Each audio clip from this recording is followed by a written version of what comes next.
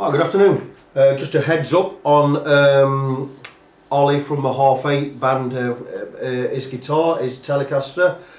He's having it set up right now. I've just installed, well, I haven't installed the nut. I've put a nut on, carved it slightly to fit. I haven't put the grooves in it yet, the slots in it yet. I'm going to do that now. But what I'm going to do is with this guitar, the last parts of the videos I've done, I didn't really show properly the grooves and the wear on these frets. And I'm going to try and get good images. I had the guitar too close to the camera, so what I'm going to try and do is I'm going to try and get to show you there from that kind of distance. And hopefully you can see the deep grooves here on these frets, and it goes all the way up the neck. This guitar ideally wants a refret. I could possibly,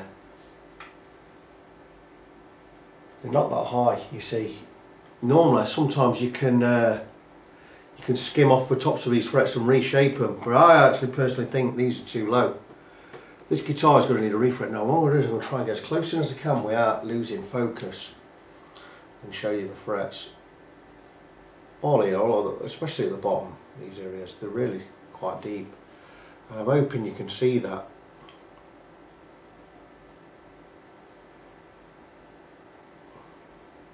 Just going to hold it in certain positions, so hopefully you can see the grooves.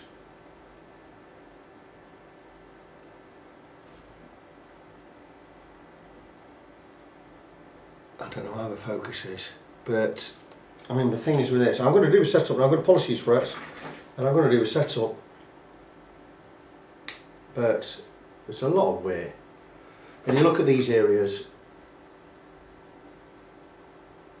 there's a lot of wear on all of these frets. They must be using really soft fret wire. That's got to be like 12% nickel silver. You want 18% nickel silver in here. They're going to last 15 year, 20 year, whatever, but they're going to last. Now the nut, like I say, the nut's in. The nut's on there. I've got a couple of grooves in that. I've got a lovely tool for measuring where we actually cut the nut slots, because you don't just cut them, you don't cut each of them 8mm apart or whatever it is. You actually got to mark it out, because the strings are different thicknesses. When being different thicknesses, if you mark them all like the same, if they all go like 8mm apart, they're going to look odd, because you've got fat strings, thin strings. So what you do is, you've got a guide here, it's called a string spacing rule, and what you do is you mark the outside of each string, and you get them lined up on this, and these are all various distance spots. When you match the outside and the inside, it gives you all your marks where you need to cut your slots. So I'm going to get that sorted out shortly. I'm going to have a look at James's Telecaster and take the guide from there, and I'm going to cut a new nut. So that's what I'm going to do with this afternoon. I told James he can come and pick them up later this afternoon. It probably will be late this afternoon as well, because I've got quite a lot on. It's already 2:30 now. Cutting the nut's going to take me 20 minutes, half hour. It's quite a lot lower on one side than it is the other, so I've got a fair bit of work to do. I've got to get his frets polished up and get the guitar set up properly, set the saddle, set the intonation, blah blah blah blah. Not take long, hour and a half work here. Get it all cleaned up. But same with James's Dan Adkins guitar. That has got a lot of fret wear we're probably not aware of. The thing is, you don't see fret wear when you've got your strings on. You think it's shadow, and you just don't see it. Something you just don't see. But this has got a lot of wear. There's a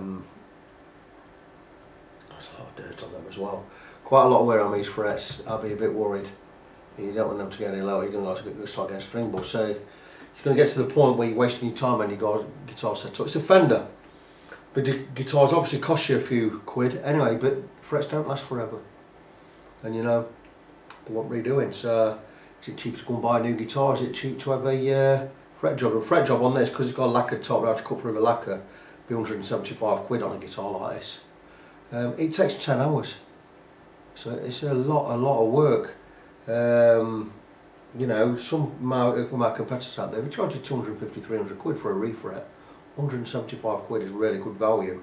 You have to pay for your fret wire on top of that, but I get fret wire really cheap at the moment. You're talking 6-7 quid for real good quality, 18% nickel silver, which is hard fret wire. So that's my recommendation for this guitar. you could ignore my advice, take the guitar away, go and play it, but I'd guarantee in 6, 7, 8 months, frets are going to, they would have had it, and you're going to go and get refretted anyway. So that's it. I just wanted to be straight with you, let you know where we are on this guitar. I'm going to get it set up done now, and get them all shipped back to the owners. I'll be back again later with an update.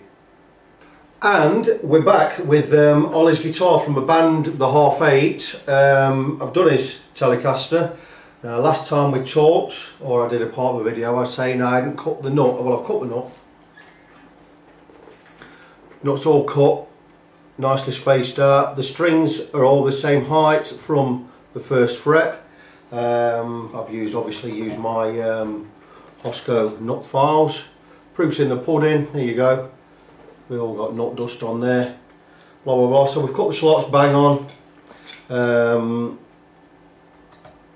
My nut's cut really well. One little kerfuffle with this IE strings. Why and how do you snap so many IE strings? I don't ever remember snapping an IE string when playing, you know, when playing in a band and that, and touring in the 80s and 90s, but the last 3 IEs I put on I've snapped, and I was buying Rotor Sound strings. And I got sick of snapping them, and I've just had one snap again, the IE string. Now luckily, you get a spare top E with them, so you've always got a spare. I've got about 7 or 8 spares, but I've stopped buying them now. But this one snapped right on the strap bridge there. Always at this end. Normally it goes here, the twist comes off. And I used to solder them, that was alright. But I've got fed up with them now. And I've been recommending Rotor Sound strings for quite a long time. 1, because they're made in England. 2, you get a spare top E. But I've had enough of them, so I've gone out. I'm only using these from now on. Diodario XL10s or EXL 110s, 1046s. I've gone out and bought a set of 10. And I'm going to give these a try. Not like me, I don't go out and buy a set and try them, I buy 10 sets and try them. So I've gone off Rotor Sounds for a bit. I know they're a bit cheaper than the Diodarios, but I've had enough for them. But anyway, this guitar, let's recap what it said done. Came in, the nut had snapped, so I put on a new nut, cut by hand. Recognised it wanted a setup, wanted the bridge of my saddles doing. The intonation I'm going to do in a second. But I've done all that, put some new strings on, polished all the frets up, cleaned them all up, brand new cut nut there. So it's had a setup, it's had a fret polish. The frets need levelling. In fact, the frets need replacing on this, it needs a fret job. I've set the action, set it a tiny bit higher just because of all the worn frets down there. If you get any buzz around these fret areas, it can't be avoided. I've set the action to the recommended height. You can't avoid it, you've got that much wear on these frets, you're going to start getting fret buzz very soon. This guitar needs a refret. I've not plugged it in yet. I'm going to plug it in a minute. I'm just going to set the intonation and I'm going to get it plugged in and it can go back, but that's it. It's, for all intents and purposes, it's done, it's set up. The neck's been set straight, the action's been set, like I said, the intonation's done. A brand new nut cut on there and pour on. Just show you the nut. I think you can see from there, you can check the edges. This nut went in that tight, I didn't glue it in. I've just placed it in, and there you go. Very nice job. Neck's nice and straight, had a tiny turn on the truss rod, a little bit of relief in there. I'm just going to check the action height. Again, I've got 1.75 above the 12th fret, 1.75 mil. It's gone a little bit high because I wanted a truss rod, so I'm going to lower that action down just a little. It's a little bit higher than I'd like there. But that is it. One thing about tuning, by the way, I got a message off James this morning from a half eight, and he says the Telecaster I did yesterday keeps going out of tune.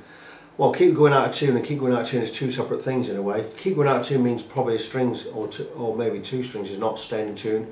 Because the strings need stretching, I've probably not stretched them enough.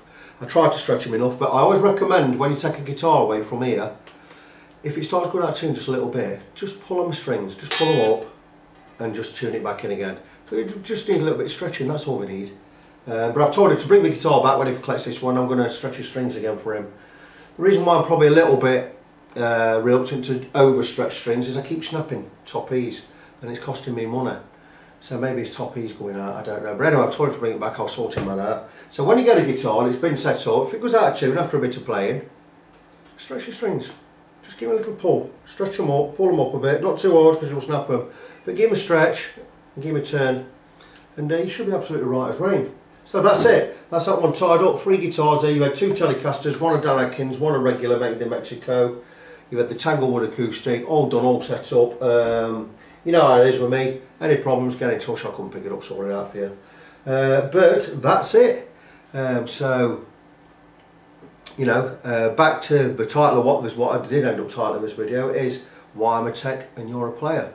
You might bring a guitar to me and say, don't need a setup. Let me tell you now, this blue one needed a setup. And it says, it don't need a setup, just put a new nut on it.